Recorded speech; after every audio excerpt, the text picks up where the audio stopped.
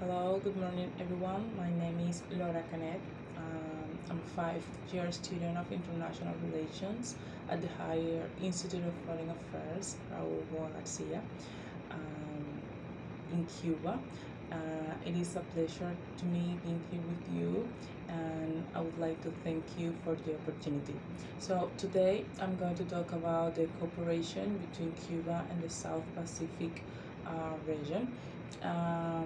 For starting, I would like to say that since the triumph of the Cuban Revolution in 1959, Cuba has been able to earn the respect of the international community through concrete actions, mainly based on the principle of international solidarity, characteristic of our foreign policy.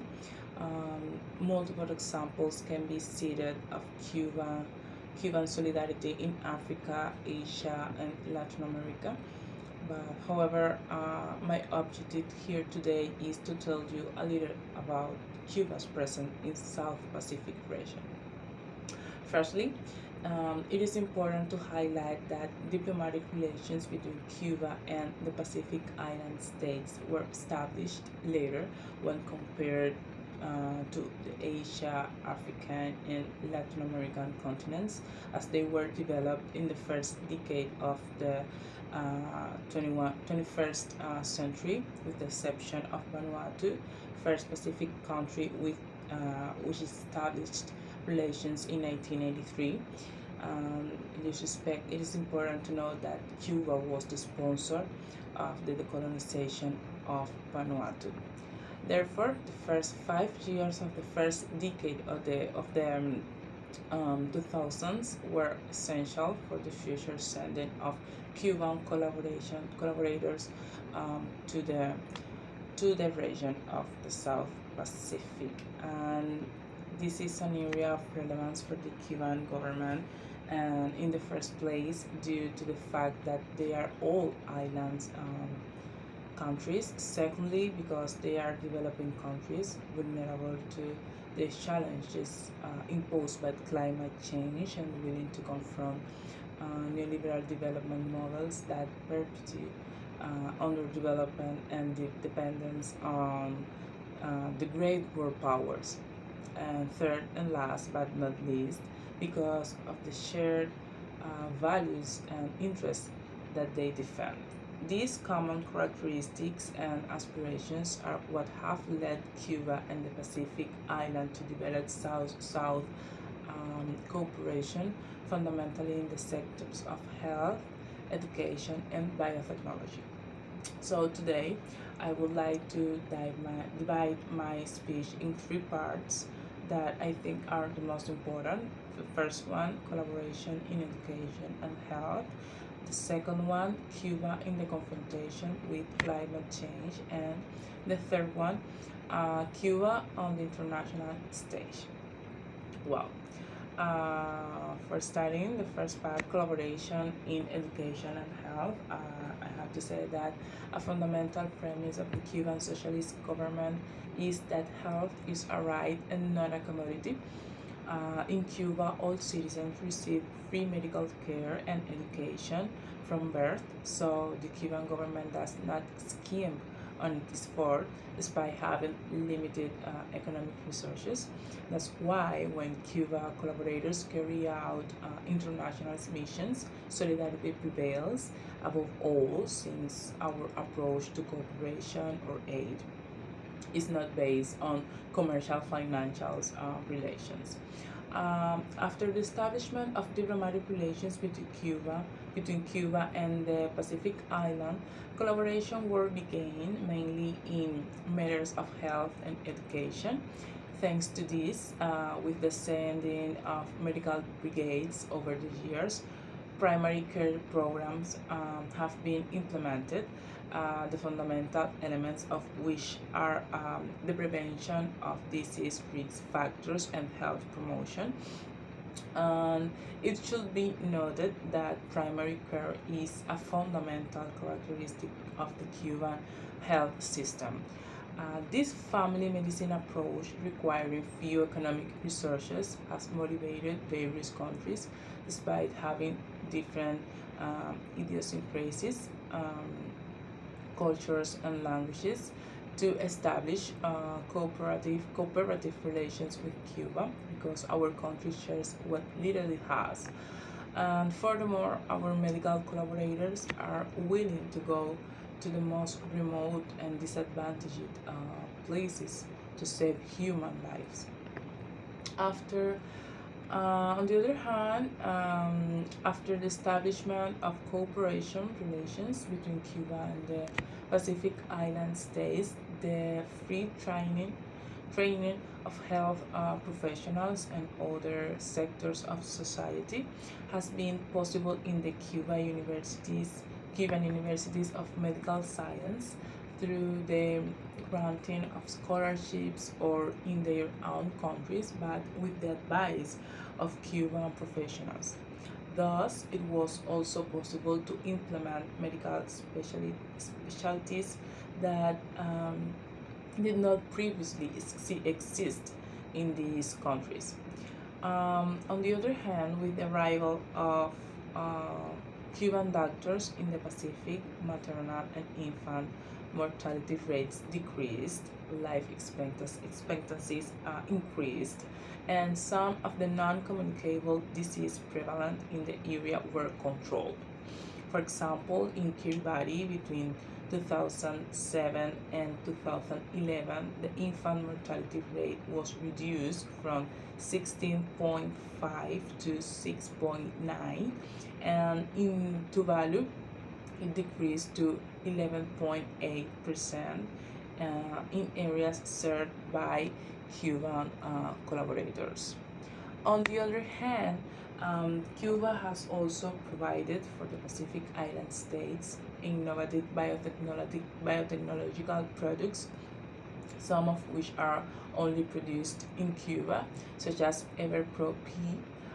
This is a Cuba-produced medication that has proven to be very effective in the treatment of diabetic foot ulcers and other diseases with a marked incidence in the Pacific region.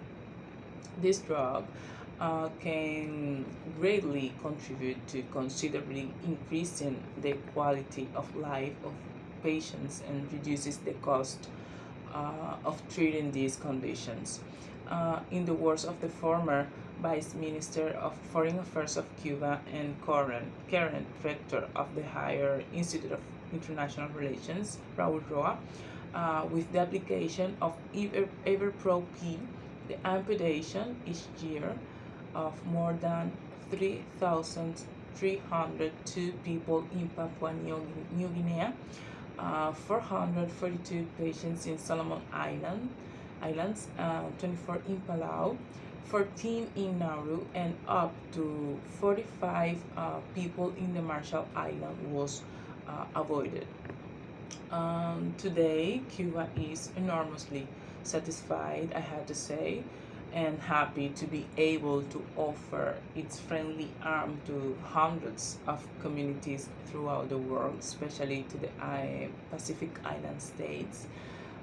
Despite the economic and financial difficulties that Cuba faces because of the genocidal and intensified economic, commercial, and financial blockade imposed by the USA government,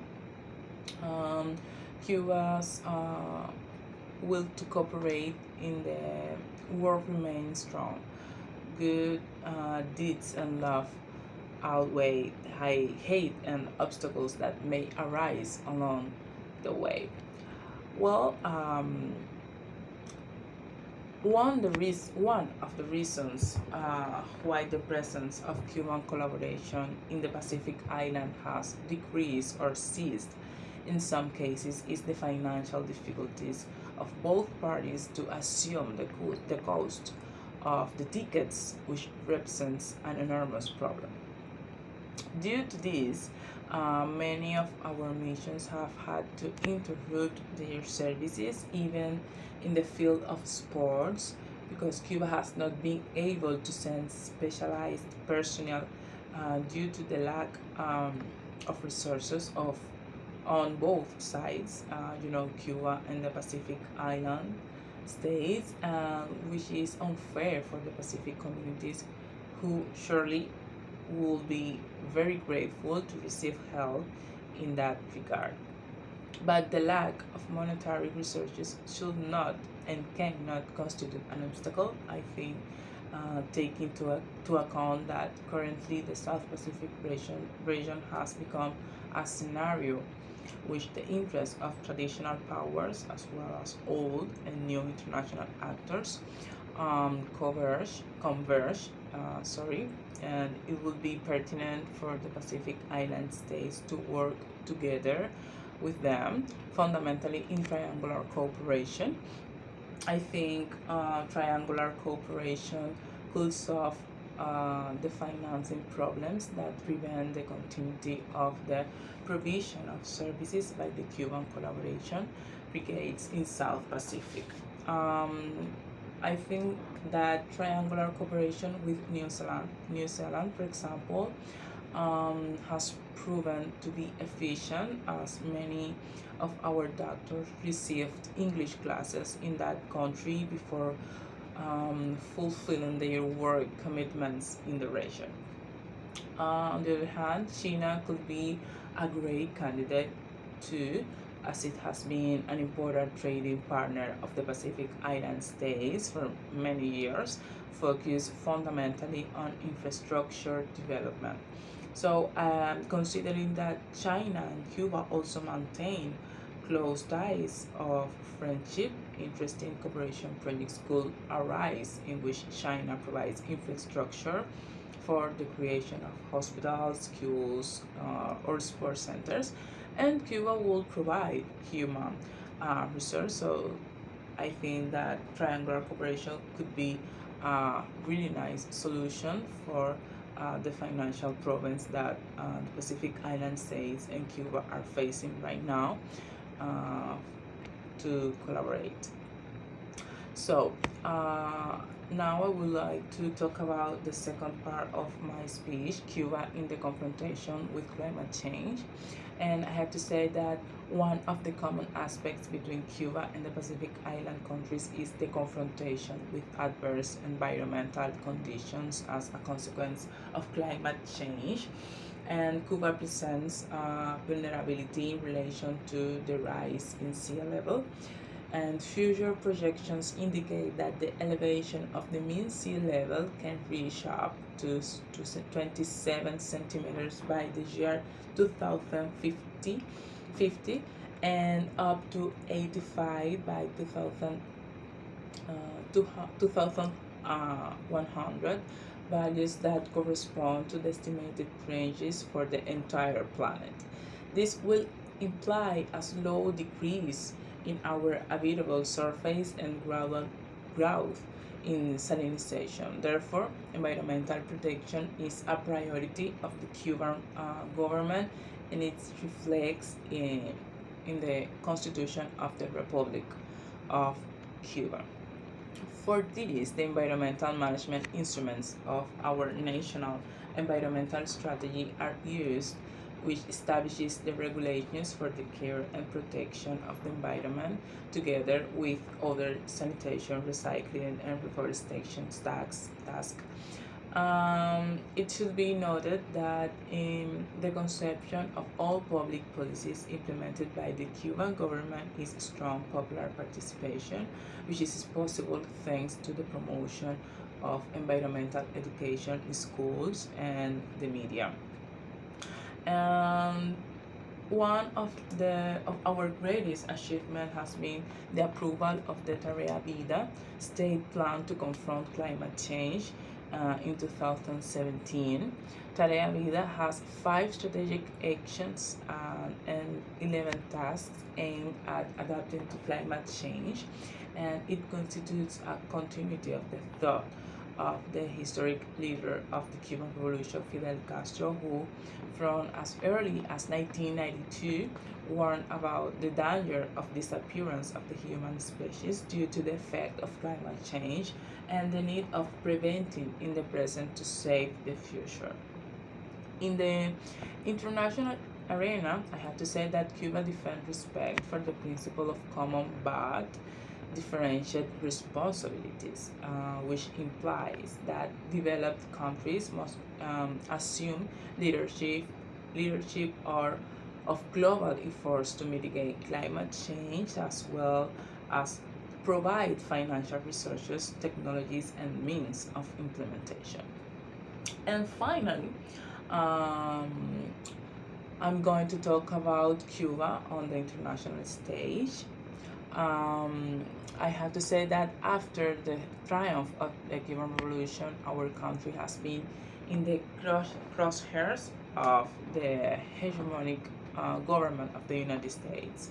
Since then, the fact of providing our solidarity aid in the most remote and needy places on the planet has caused Western powers to accuse us of exporting revolutions. However, Cuba has only defended an alternative proposal to the neoliberal development model of the global north.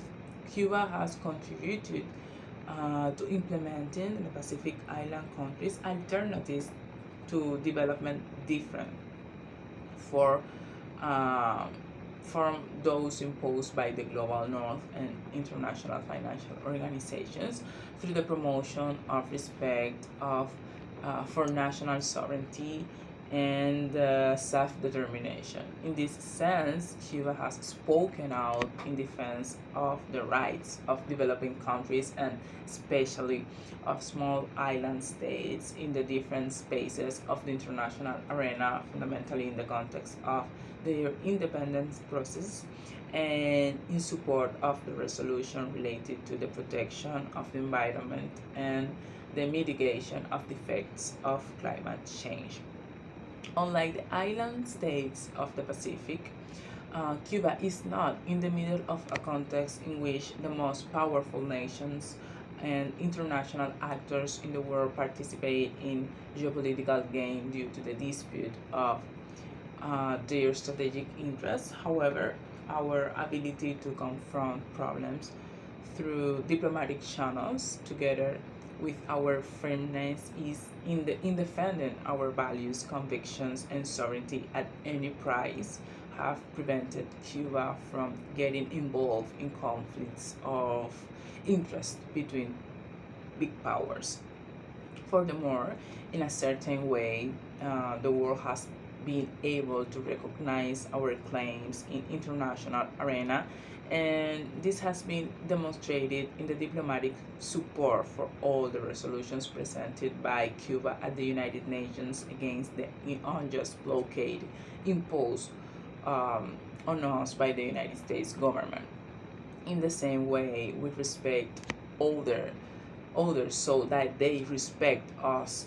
For this reason, in the face of international conflicts and the struggles of the peoples of the world, we always advocate respect for national sovereignty and the self-determinations of peoples. Finally, I think it is not a magic formula.